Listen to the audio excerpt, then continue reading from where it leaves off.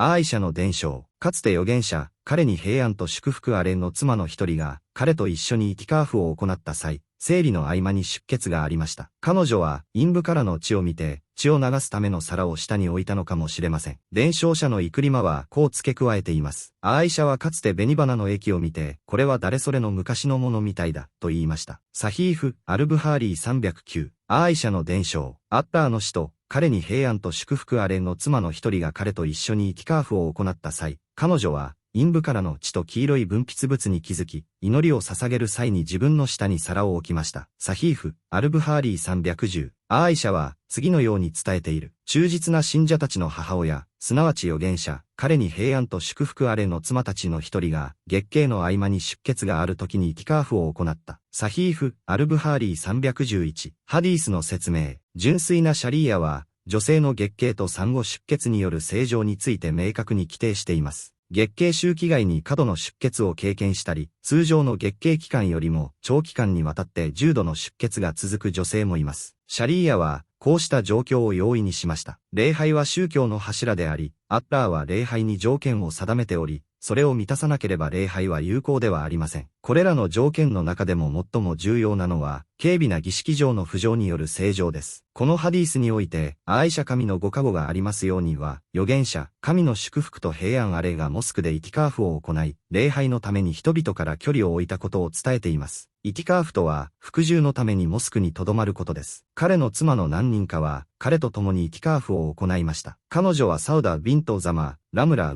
ハビーバ・ビント・アビ、スフヤーン、ザイナブ・ビント・ジャフシュと呼ばれ、イスティハーダ、月経外出血に苦しみ、血を見る女性だったと言われています。イスティハーダとは、通常の月経期間が終わった後に女性から過剰に排出される血のことであり、月経血ではありません。イスティハーダの血はサラサラとしていて、通常の血とは異なり、色は薄いです。月経血は悪臭を放ちます。女性は血が衣服やモスクに垂れないように、自分の下に洗面器、大きな容器を置くことがあります。アーイシャ・アッラーの祝福がありますようには、サフラン水を見ました。これは紅花という植物の花で、黄色で染色に使われますが、無臭です。彼女はこう言いました。この黄色は、誰それさんがイスティハーダの時に経験していた色に似ています。これは、イスティハーダの血は月経血のように濃い色ではなく、黄色く薄い色であることを示しています。このハディースの恩恵の一つは、モスクを汚す恐れがなければ、イスティハーダ中の女性がイティカーフを行うことが許されていることです。イスティハーダ中の女性に関する規定は、正常な人が祈り、断食を行い、カーバ神殿を巡拝するのと同じことです。また、イスティハーダ中の女性と同様に、